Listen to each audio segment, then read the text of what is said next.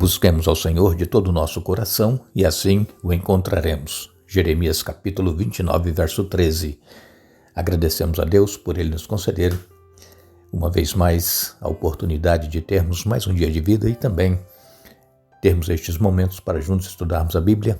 Agradecemos a todos vocês que estudam conosco, a todos que compartilham esses estudos com outras pessoas. Queremos agradecer também a todos que são inscritos no canal Hora Tranquila no YouTube, que clicam no dedinho de joinha, e ainda a vocês que nos escrevem dizendo de onde estão acompanhando. Mandamos aqui um alô especial para Maria de Fátima André Mendes. Ela pede orações especialmente pelo filho Francisco Júnior André de Oliveira. Um alô especial para Mara, também Dani da Mata, pede por Ellen Cristina, que está enferma. Luísa Manuel, Lídia Pereira da Silva, Lucas Alves pedindo pela esposa Rosana, Nadir Cabral pede por sua irmã Nair, Abádia Ferraz, Helena Fernandes, Jerônimo Portela, Ricardo Bosquete Novoa pede por sua saúde e todos os demais que nos escrevem, nós agradecemos e mandaremos sempre alô para vocês. Iremos orar. Pai nosso que estás nos céus, a Ti a nossa gratidão pela vida, por tudo que tens feito por nós, por estes momentos que agora vamos estudar a Tua Palavra, que Teu Espírito Santo continue falando conosco, trabalhando em nossa mente e nosso coração, ajudando-nos a entender a Tua Palavra e aceitá-la, colocando-a em prática em nossa vida. Pedimos que abençoes todos os que estudam conosco, cada um tem seu problema, sua necessidade, todos os que nos escrevem pedindo orações, em especial Maria de Fátima pedindo pelo filho Francisco Júnior André de Oliveira, Tu sabes qual é o problema. Também temos um pedido de oração em favor de Ellen Cristina, que está enferma, Luísa Manuel, lá na Namíbia também, pedido de oração em favor da Rosana, esposa do Lucas Alves. Temos ainda Nadir Cabral pedindo por ela e por sua irmã Nair, que está enferma. Enfim, Pai, Ricardo Bosquete Novoa pede também por sua saúde e todos os demais, Pai. Tu conheces cada um, dê vitórias conforme a Tua vontade. Nós te pedimos agradecidos em nome de Jesus. Amém. Continuaremos o nosso estudo desta semana. É o nosso penúltimo estudo desta série falando sobre alusões, imagens e símbolos. E esta semana estamos falando especialmente sobre precursores dos eventos finais. Estamos estudando duas histórias, dois fatos que aconteceram e que estão registrados na Bíblia e que apontam também para os últimos acontecimentos da história deste mundo, como o povo cristão será perseguido por permanecer fiel a Deus. Assim como foi no passado, será também antes da volta de Jesus. Queremos dizer a todos vocês que esses estudos que nós fazemos não é para nos dar medo do que virá, do que irá acontecer, mas é para nos encorajar, para nos fortalecer, é para nos alegrar no Senhor, sabendo que a nossa vitória, a nossa redenção está muito próxima. Não vamos focar nas dificuldades que nós iremos enfrentar, não vamos focar na perseguição que muitos irão sofrer, vamos focar em Jesus. Ele é o centro da nossa salvação, é nele que nós deveremos esperar. Então, nós conhecemos o que aconteceu no passado através do que está registrado na Bíblia, e isso aponta para exatamente o que vai acontecer antes de Jesus voltar, e essas histórias nos ajudam a nos manter fiéis a Deus, nos manter fortalecidos em nossa fé. Quando nós estudamos aqui já essa semana o capítulo 2 de Daniel, onde ali o rei Nabucodonosor teve aquele sonho daquela estátua, Daniel, por interpretação e revelação do poder de Deus, ele contou ao rei o que o rei havia sonhado e também a revelação, o que iria acontecer. Este capítulo 2 de Daniel, ele traz toda a história da humanidade, desde a época de Daniel, lá em Babilônia, até o fim dos tempos, quando Jesus voltar. Aquela estátua, ela representa os reinos que haveriam de se suceder uns aos outros, como já aconteceu, e também aquela pedra que derrubou a estátua simboliza a volta de Jesus. E é exatamente nós estamos vivendo nesses dias em que essa pedra, ela será cortada sem mão, é o poder de Deus que vai enviar Jesus para vir a este mundo nos buscar e colocará fim a todos esses reinos do mundo.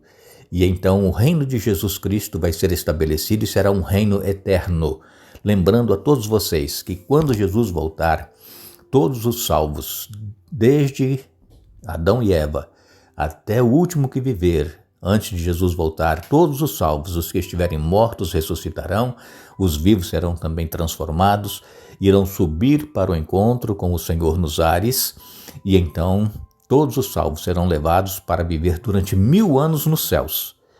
E aí, depois de 1000 anos, a cidade santa, a Nova Jerusalém, vai descer, e os mortos serão ressuscitados, os ímpios que morreram por ocasião da volta de Jesus e os que já estavam mortos serão ressuscitados, e então descerá fogo e enxofre dos céus e irá purificar essa terra, renovar. Será aqui um novo céu e a nova terra. Aqui então será estabelecido o reino eterno do nosso Senhor Jesus, que não passará.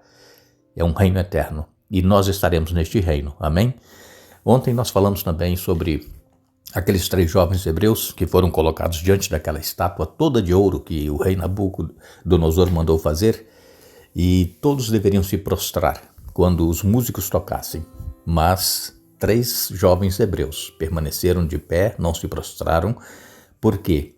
Porque nos é dito na Bíblia que nós não deveremos nos prostrar diante de imagens, diante de estátuas, diante de seres humanos, somente nos prostrar diante de Deus, o Deus Criador de todas as coisas. Aqueles 3 jovens, eles passaram por uma prova de fogo. Eles lhes dada nova chance, a música iria tocar novamente, só que a fornalha foi aquecida 7 vezes mais. E se eles não se prostrassem dessa segunda vez, seriam lançados lá dentro. Eles disseram, né? Nós falamos aqui ontem para vocês, que Deus poderia livrá-los, mas se assim não fosse, se Deus não os livrasse da fornalha ardente, eles mesmo assim não iriam se prostrar diante daquela estátua. E assim aconteceu. Deus esteve com eles, Jesus estava no meio do fogo junto com eles, não aconteceu nada com eles. Irmãos, isso é uma prova de que também nada irá acontecer conosco se nós nos mantivermos fiéis a Deus. É nisso que nós temos que focar, é no livramento, é no poder de Deus. Não ficar com medo. E agora, o que vai acontecer? O que eu vou fazer? Como eu vou sobreviver? Não, é em Deus. Deus é nossa força, nosso refúgio, nossa fortaleza, nosso socorro bem presente na angústia. É Deus. Vamos nos focar nele. A Bíblia nos diz, irmãos, que este decreto de morte que aconteceu lá perante aquela estátua, e os 3 jovens hebreus não se prostraram, esse decreto de morte ele vai voltar a acontecer. Acontecerá para com todos aqueles que não se prostrarem diante da imagem da besta. Que besta é essa? É o poder dominante que vai fazer com que as pessoas que não receberem o sinal da besta sejam mortos. E qual será o sinal da besta? Sabemos que o sinal da besta é um sinal de adoração. Muitas pessoas pensam que é um chip, que é código de barra, que são coisas que estão surgindo no mundo eletrônico que vai fazer com que as pessoas aceitem esse chip ou essa marca e aí podem comprar e vender. Não é isso, irmãos, é questão de adoração. Vocês viram aqueles 3 jovens hebreus? Era uma questão de adoração. Ou eles se ajoelhavam ou eles morriam.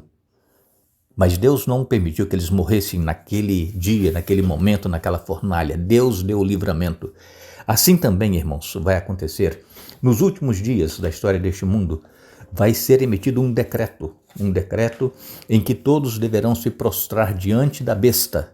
E aqui diz, em Apocalipse 13, a partir do verso 11, a Bíblia, ela vem nos dizendo: Então vi outra besta que saiu da terra, tinha 2 chifres como de cordeiro, mas falava com voz de dragão. Exercia toda a autoridade da primeira besta e exigia que a terra e seus habitantes adorassem a primeira besta, cujo ferimento mortal havia sido curado. Realizava sinais espantosos, chegando a fazer fogo descer do céu sobre a terra à vista de todos. Enganou os habitantes da terra com os sinais que lhe foi permitido realizar em nome da primeira besta. Ordenou que fizessem uma grande estátua da primeira besta, que havia sido mortalmente ferida e sobrevivido. Então lhe foi permitido dar vida a essa estátua para que ela falasse, e a estátua da besta ordenou que fossem mortos todos os que se recusassem a adorá-la. Exigiu que grandes e pequenos, ricos e pobres, escravos e livres, todos recebessem uma marca na mão direita ou na testa.